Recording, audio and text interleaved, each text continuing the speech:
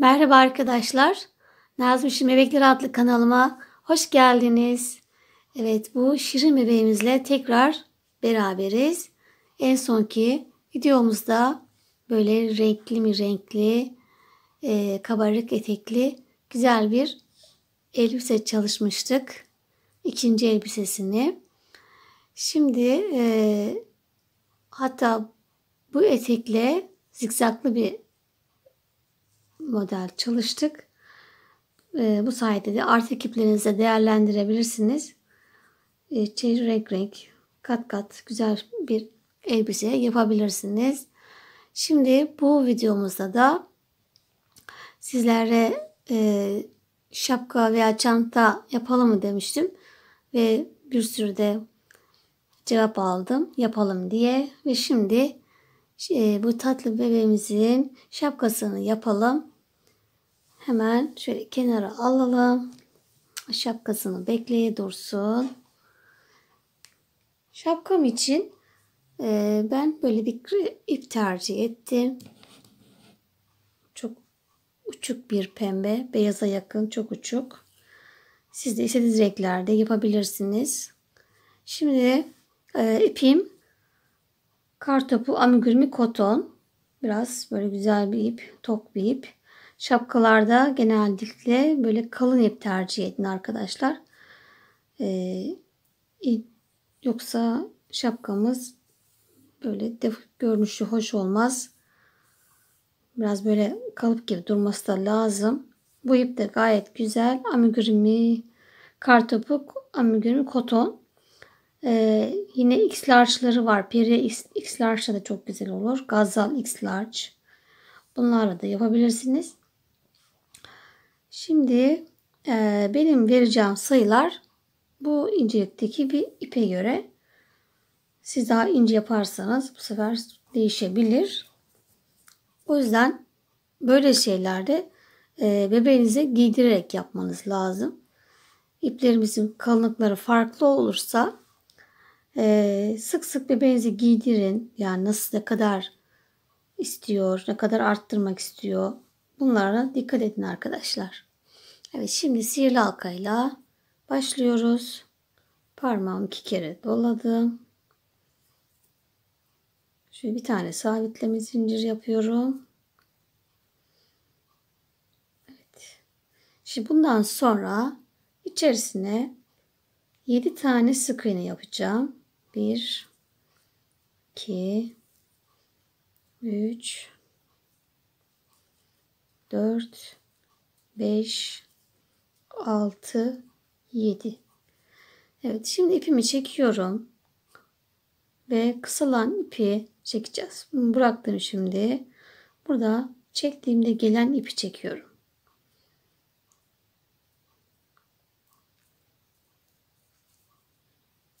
Evet, iyice çektim. Şimdi tekrar başladığım ipi çekiyorum. İyice sıkıca çektim. Ve sihirli halkamı oluşturdum. Şimdi çok güzel odaklayalım. İlk başladığıma batarak ilmek kaydıracağım.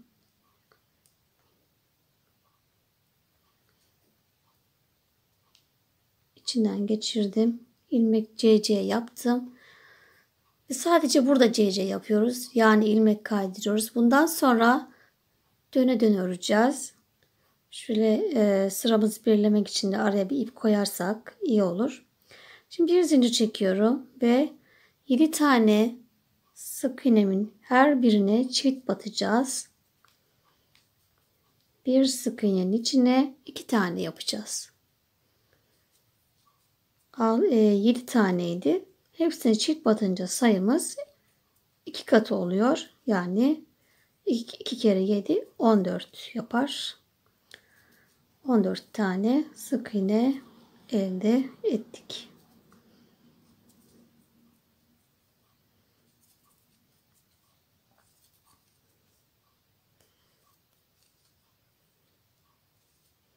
Evet, bir kontrol edelim. Yeni başlayanlar özellikle kontrol etsinler. Şaşırmış olabilirler. Şuradaki mesela bazen ben ilk başladığımda Hemen şuraya da batıyordum. Ve o zaman ne oluyor? Sayım artıyordu. Doğaçlamada ördüğüm için öyle uydurup örüyordum. Sayılara hiç takılı değilim çünkü. Sonra öğrendikçe yerine oturdu bilgiler. Şimdi bunu o yüzden siz de böyle sayın. 2, 4, 6, 8, 10, 12, 13 ve 14. Evet, gidişatım doğru. Şimdi buradaki arkadaki ipi sıramı belirlemek için araya koyuyoruz. Ve 3. sıradayız. Bir tane tek battım. Bir çift. Yani arttırdım. Bir tek sık iğne yaptım. Bir çift. Sıra sonuna kadar 7 defa aynı şekilde tekrar yapıyoruz. Bir tek, bir çift. Evet. Bu şekilde devam edelim. Evet, 3. sıramı bitirdim ve 21 tane sık iğnemiz oldu. Şimdi 4. sıradayız. Bu sefer 2 tek, bir arttırıyoruz. Bir altta arttırdığımız için her sıra bir tane çoğalmakta. 1, 2, 3 diye. Şimdi 2 tek, bir çift yapıyoruz.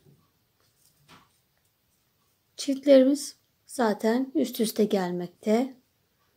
Buradan da gidişatınızın doğru olduğunu anlarsınız. Yine 2 tek, bir çift. 2 tek, bir çift şeklinde sıra sonuna kadar 7 defa tekrar yapmış oluyoruz. Evet, sıra sonuna geldim ve 35 tane sık iğnem oldu. Şimdi 5. sırayı bitirdik. Bundan sonra arkadaşlar her sıra bir tane aynı kafada olduğu gibi her sıra bir şey artmakta, bir sayı. Şimdi 5 yaptık. Şurada not defterimden size de göstereyim. İşte 6, 7, 8, 9, 10, 11. sıralar her sıra bir tane artmakta. 4 tek bir arttır yapacağız. Bir dahakine 5 tek bir arttır. 8. sırada 6 tek bir arttır. 9. sıra 7 tek bir arttır. 10. sıra 8 tek bir arttır. 11. sıra 9 tek bir arttır. En son 9 tek bir arttır yapacağız. Ve 77 tane sık iğnemiz olacak. Zaten her sayının üzerine 7 tane artmakta. 28 mesela yok, en son mesela 3 tek bir arttır yaptık. 35 demiştik. Bir dahakine 6. sıramızda 42 olacak. Üstüne 7 tane koyacağız. Gidişatımızın doğruluğunu anlamak için. Bir dahakine 49, 56, 63, 70 ve 77 olacak. Şimdi en son dediğim gibi 9 tek bir arttıra kadar örelim. Evet, en son 9 tek bir arttır, 9 tek bir arttır yaptım. 7 tekrar arkadaşlar. Ve 77 tane sık iğne oldu. Bundan sonra 5 sıra eksiltme arttırma yapmadan düz ördüm.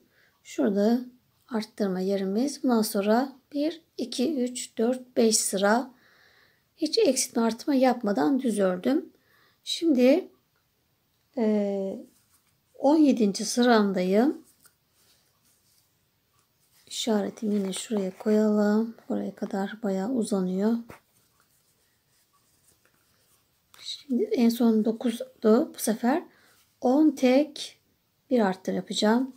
Biraz şapkamı rahatlaştıracağım. 10 tane tek örüyorum. 2, 4, 5, 6, 7, 8, 9, 10. Evet, 10 tane hepsine tek battım. Bir arttırıyorum. Çift batmış oldum. Tekrar 10 tane tek bir arttır. Sıra sonuna kadar Aynı şekilde 7 tekrar yapıyoruz. Evet, 17. sıramızı 10 tek bir arttır, 10 tek bir arttır tekrar yaparak sonuçlandırdık ve 84 tane sık iğnemiz oldu. Ve 17'den sonra 18, 19, 20, 21. sıralarımızı eksiltme artırma yapmadan düz örüyoruz. Yani 4 sıra düz öreceğiz. Şurası bizim 10 tek bir arttırdığımız yer. Bundan sonra 1, 2, 3, 4 sıra düz ördüm. Şimdi 22. sıramdayım. Burada bir tek bir arttır yapıyorum. Artık şapkamızın üst kısmı bitti. Genişleteceğiz. Sıra sonuna kadar bir tek bir arttır. Hep aynı tekrar yapıyoruz. Bir tek bir arttır. Bir tek bir arttır. Sıra sonuna kadar bu şekilde devam ediyoruz. Evet, en son çiftle bitti ve toplamda 126 tane sık iğne elde ettim. Şimdi 23. sıradayız. Bu sefer 2 tek bir artırma yapacağız. 2 tane tek sık iğne yapıyorum. Bu şekilde 2 tek bir arttır. Aynı şekilde sıra sonuna kadar 2 tek bir arttır.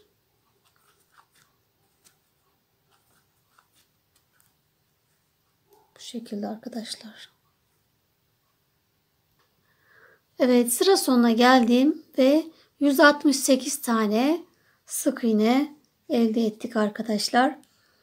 Şimdi bundan sonra 24 ve 25. sıralarımızı eksiltme artırma yapmadan düz öreceğiz. Yani arttırmadan sonra 2 sıra düz örüyoruz. Şimdi oyamızı yapacağız ve şapkamızı bitireceğiz. Ben oyamız için yine ters sık iğne yapacağım. Bir zincir çekiyorum ve bu tarafa değil ters yöne doğru sık iğnelerimi yapacağım. Şu şekil tersten battım. Çıktım. Yine odaklayalım güzelce görülsün. Evet. Tığımı terse doğru batıyorum ve sık iğne yapıyorum. Bu şekilde çapraz bir görüntü ortaya çıkıyor. Ve biz bunu oya olarak kullanıyoruz.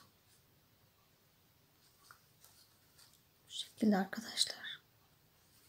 Sıra sonuna kadar aynı hep terse doğru yapacağız.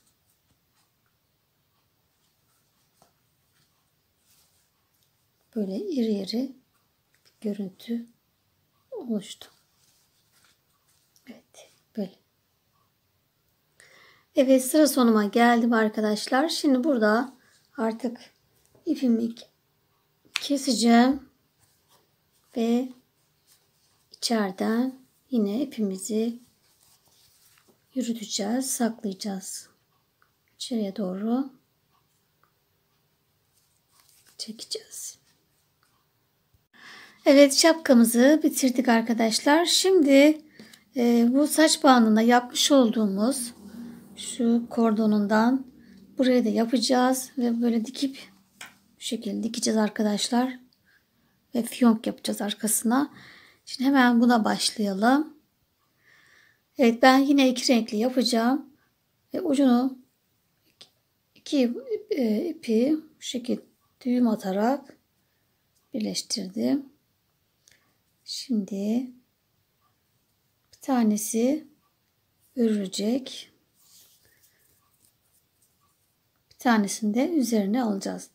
Önce şöyle bir normal başlıyorum. Sabitleme zinciriyle. İkisini beraber tutayım. Şöyle yapalım.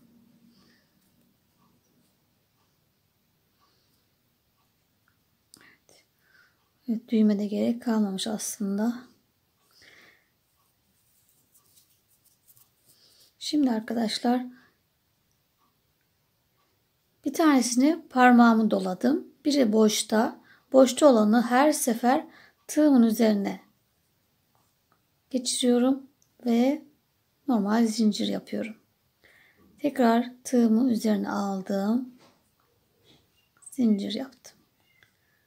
Tığımın üzerine alıyorum moru. Pembeyle de zincir yapıyorum. Bu şekilde istediğim boya gelene kadar çift katlı zincir olmuş oluyor. Bu şekilde kalın bir kordon yapmış oluyoruz. Evet, böyle devam edeceğim.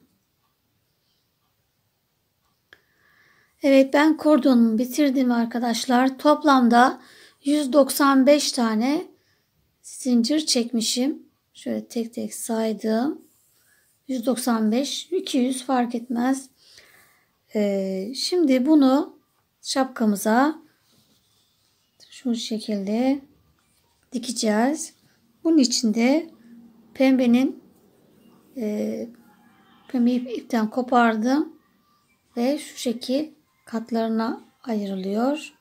Bundan şöyle bir kat çekeceğim ve bununla dikeceğim. İpim gayet ince olmalı, kaba durmasın diye. Şöyle de yine ince bir iğneyle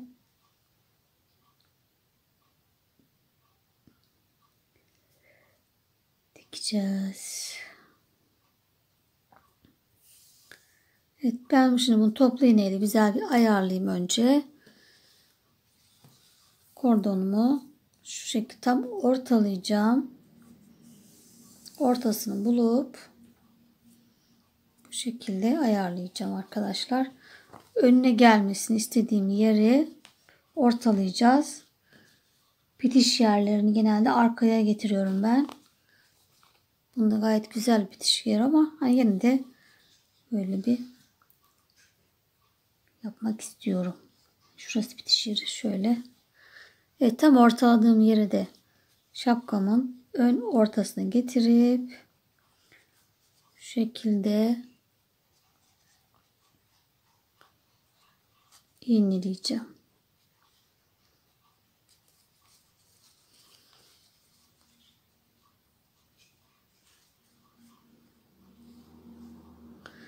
Şurada bir arttırma yapmıştık. Bir tek bir çift, bir tek bir çift. Onun hemen bir üstüne ayarlıyorum arkadaşlar. Evet, kordonu güzel tutturdum. Şimdi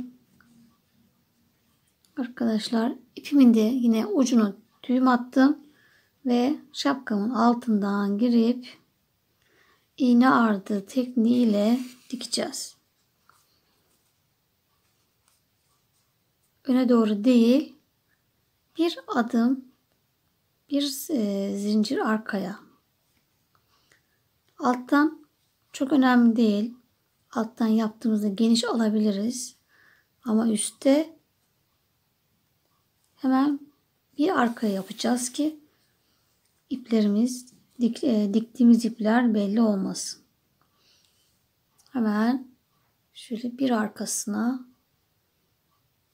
batıyorum.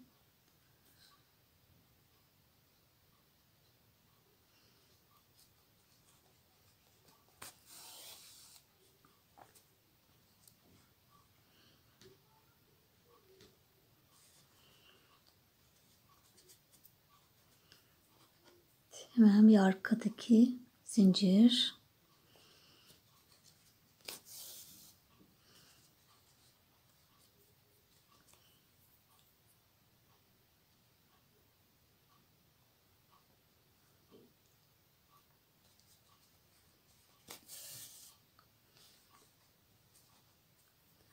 Evet, bu şekilde sıra sonuna kadar dikeceğiz.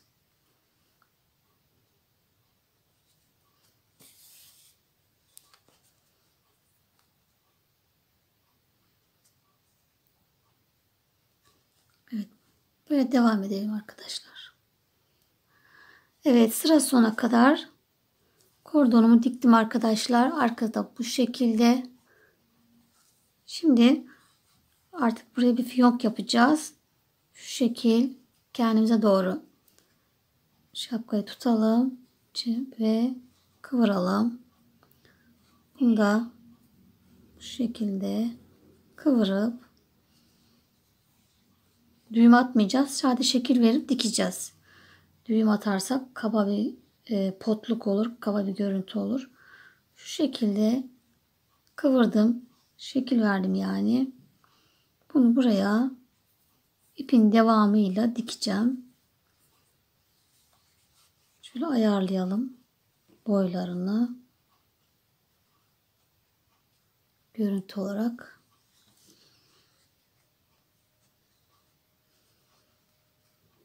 Ve buraya tutturalım.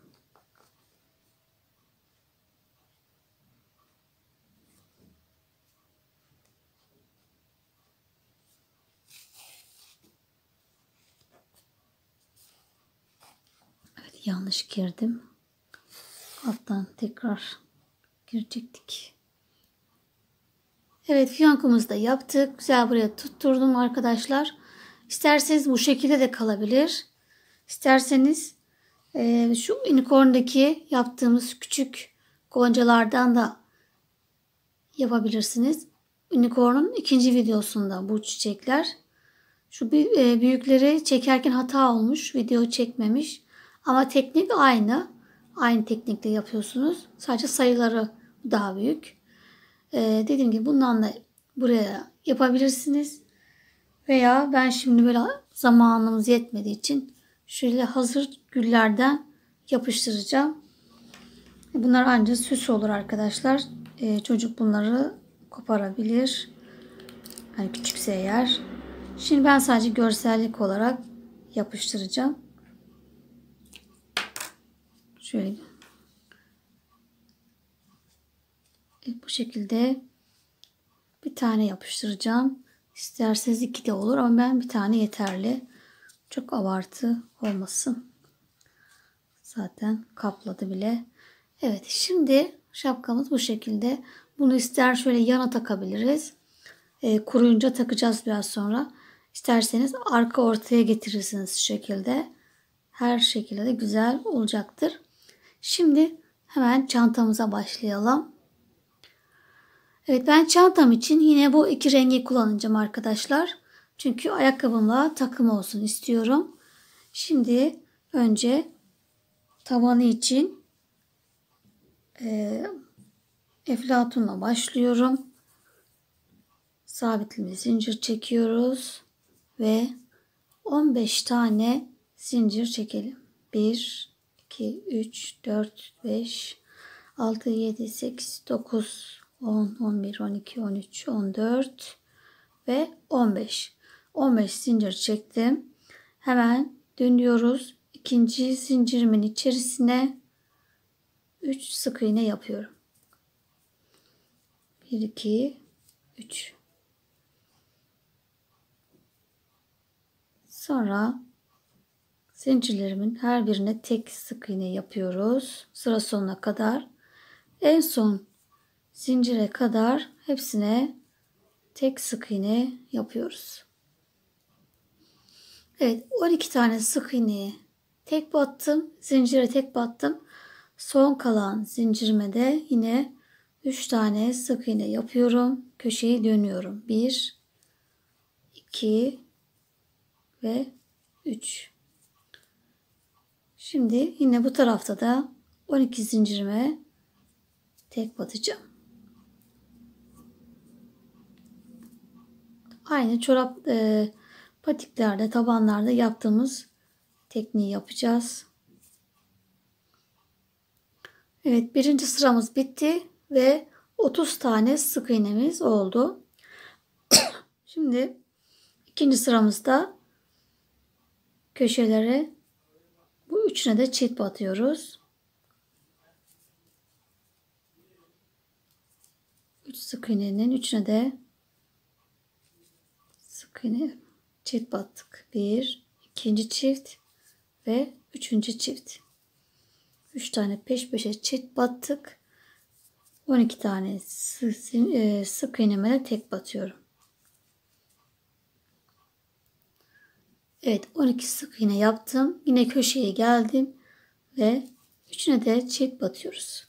Birinci çift, ikinci çift ve üçüncü çift. Peş peşe 3 tane arttırmış olduk. Yine 12 tane sık iğneye tek batıyoruz. Evet, tabanımı aynı ayakkabıdaki taban gibi devam ettim arkadaşlar. Tekrar göstermeye gerek görmedim. Bir tek bir çift, iki tek bir çift yaptım. En son iki tek bir çift yapmış oldum. Ve toplamda 48 tane sık iğnem oldu. Yani toplamda zincirden sonra 1, 2, 3, 4 sıra öreceğiz. Şimdi tabanımızın artık yukarıya çıkış yapacağız. Ayakkabıda olduğu gibi çantamızı da aynı şekil arkaya batıp yukarıya çıkıyoruz. Tığımızı tabanımızın arka yüzeyinden girip yukarıya çıkıyoruz.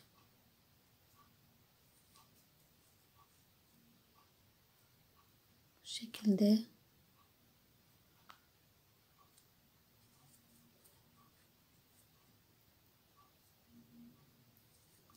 sıra sonuna kadar gayet rahat örüyorum sıkmadan.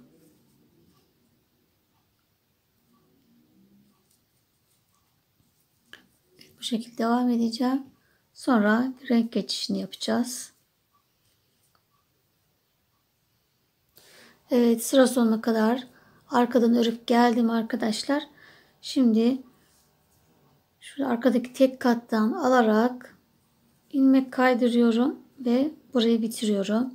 Bir zincir çekip ipimi keseceğim ve yeni rengime başlayacağım. Pembe ile devam ediyoruz. Hemen bir sabitleme zincir yapıyorum. Ve kaldığım yerden devam ediyorum. Sıra başı burada aynı hizadan devam edeceğim.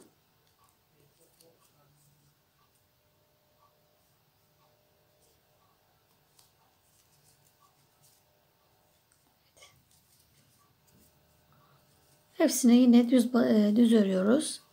Eksiltme artırma yapmıyoruz. Bu şekilde devam edelim. Evet, çantamı 16 sıra eksiltme arttırma yapmadan düz ördüm. Ben iki renkli yaptım arkadaşlar. Siz isterseniz bu şekil, isterseniz düz örebilirsiniz. Kendi renginizi kendiniz belirleyin arkadaşlar. Şimdi sıra başım burasıydı. Buradan devam edeceğim. Şimdi ben ipimi koparacağım. İki sık iğne daha örüyorum. Bu tarafa doğru. Yani başlangıç yerimiz burası. İki sık iğne bu tarafa kaydım. İlmek kaydırarak ipimi keseceğim.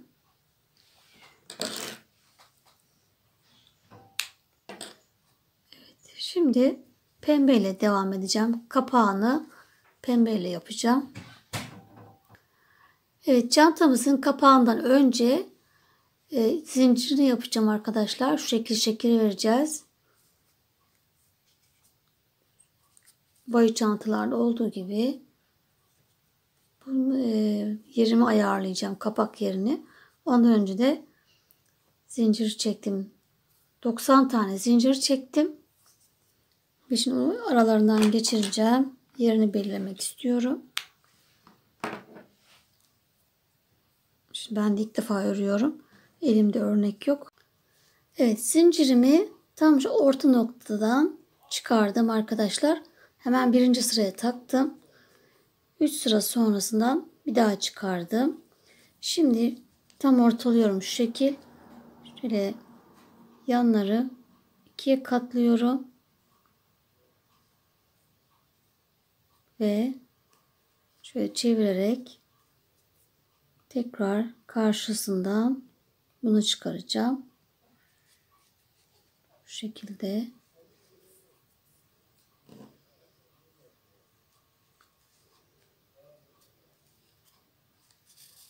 Gayet kolay geliyor. Arası böyle olacak. Tekrar 3 sık iğne atladım. Şuradan kolay oluyor arkadaşlar. Örmediğimiz kısa yerinden çekmesi daha kolay.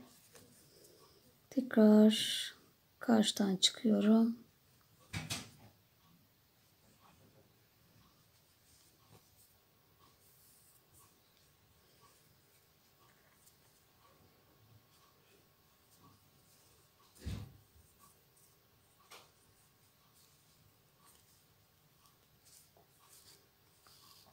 Evet. Yine bu tarafı da şöyle ortalayacağız. Şu şekilde aynı ölçüde.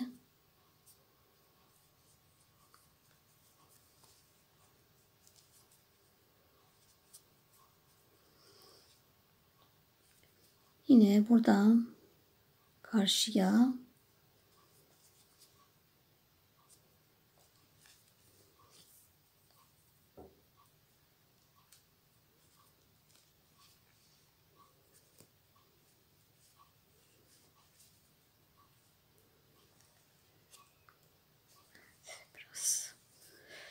biraz zahmetli şuradan geçerken.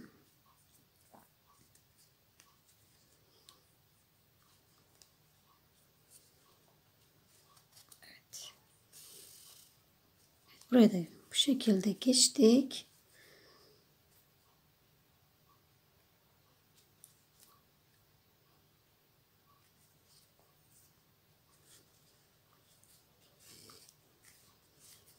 Ve aynı noktadan tekrar çıkardık.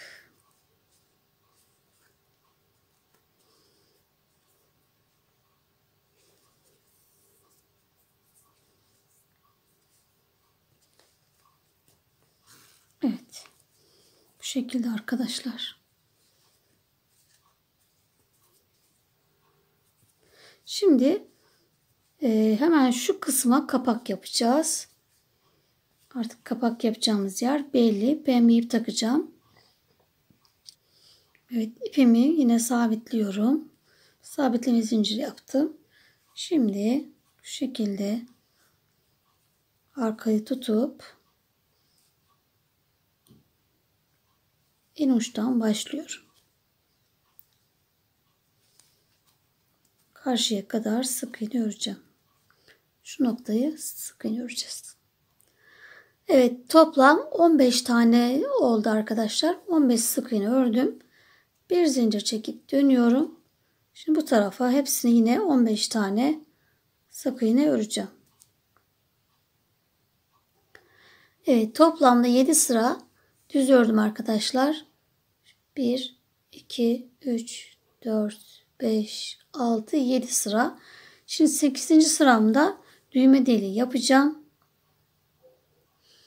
Evet, düğmemin boyuna göre zincir çekeceğim arkadaşlar. Bu şekilde bir düğme belirledim. Siz de yapacağınız düğmeye göre zincir çekin. Şimdi 6 tane sık iğne yapıyorum. 1, 2, 3, 4, 5, 6. 3 tane zincir çekiyorum. 1, 2, 3. 2 tane atlayacağım. 3 zincir çektim. 1, 2'ye atlıyorum. Üçüncüye batıyorum. 1, 2, 3, 4, 5, 6. Evet, doğru.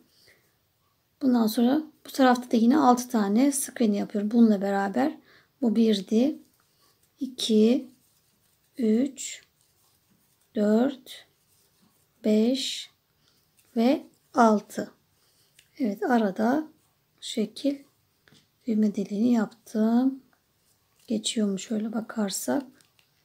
Evet, düğmemizi geçirdim. Şimdi çantamı artık yuvarlatacağım. Bir zincir çekip dönüyorum. Bir değil, ikinciye batıyorum. Artık çantamı yuvarlatacağım.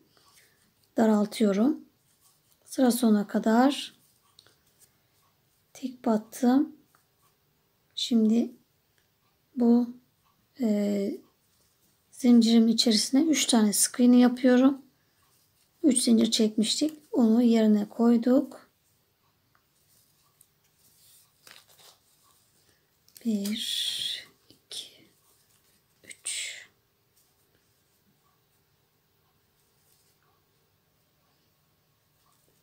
4.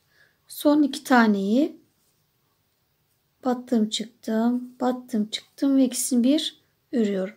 Burayı bu şekilde daralttım. Eksilttim. Bir zincir çekip döndüm. Yine birinciye atlıyorum. İkinciye.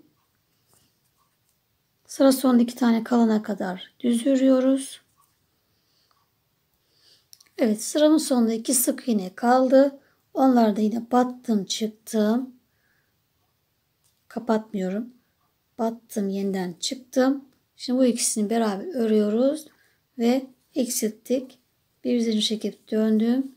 Yine bir atlıyorum. İkinciye. Bu şekilde burayı yuvarlattık. Yine sıra sonunda 2 tane kalana kadar keseceğiz. Burası artık zaten bizim son sıramız. Kapağımızı bitirdik. En son 2 tane kaldı. Yine batıp çıktım. Battım çıktım ve hepsini bir ördüm. Şimdi burada ipimi keseceğim. Evet, biraz uzun kesiyorum. İçeride yürütmek için. Şimdi bu tarafta ipimi saklayacağım arkadaşlar. Daha önce yaptığımız gibi iplerimizi iç kısımdan geçirelim. Evet, şimdi çantamın kenarına yine bir sık iğne yapacağım. Sık iğne ile çevreleyeceğim. Yine bir sabitleme zinciri yapıyorum. Ve çantama takıyorum.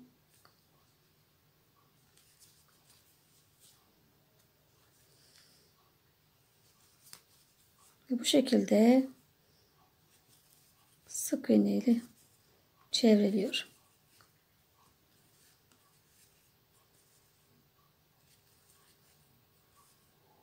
Evet, sıra sonuna kadar böyle sık iğne yapalım arkadaşlar.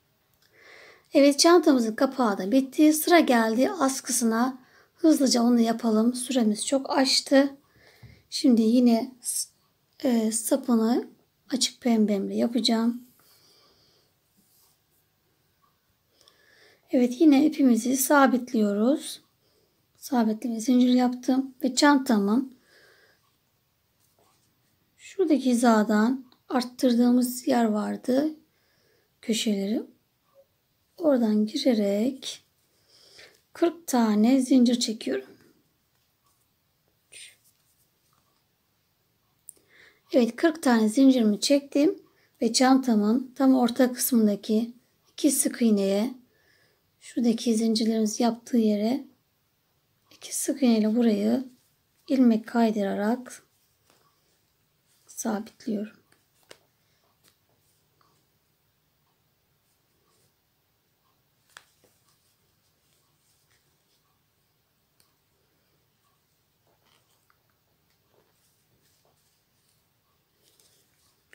Evet, ikinci sık iğneme de sabitleme zinciri sabitledim. 2 tane.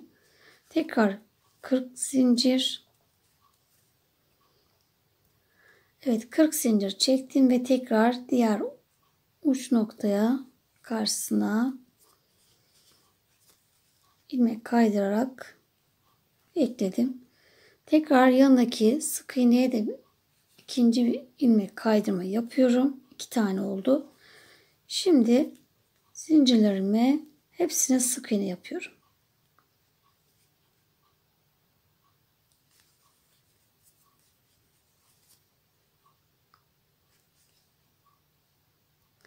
Evet, sık iğnemi yaparken ortaya geldik. Şimdi ortadan da son zincirimizle diğerkinin ilk zincirimizle batıp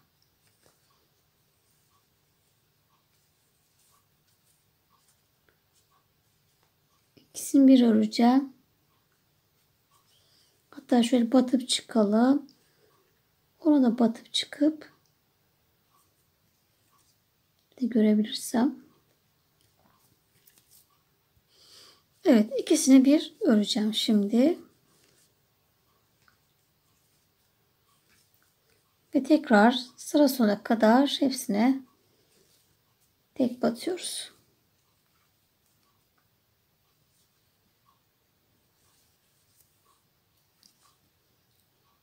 Evet, burayı bir toparlamış olduk. Evet, sıra sonuna geldim ve önümdeki sık iğneye ilmek kaydırarak sabitledik. Bir zincir çektim ve bu şekilde askımı sabitledim.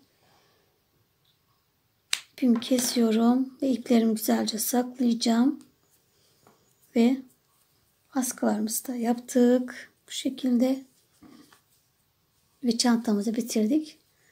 Evet, düğümümü dikeceğim. Evet, çantamız bitti arkadaşlar. Böyle sırt çantamız.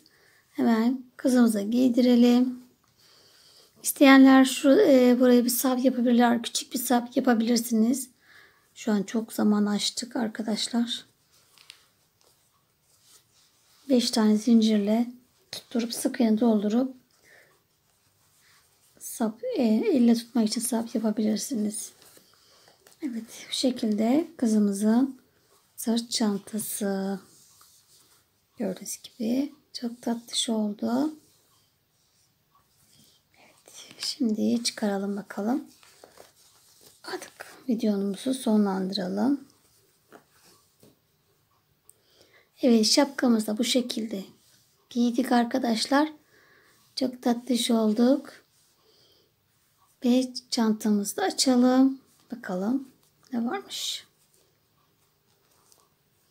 İçerisinden böyle danteller. Evet arkadaşlar.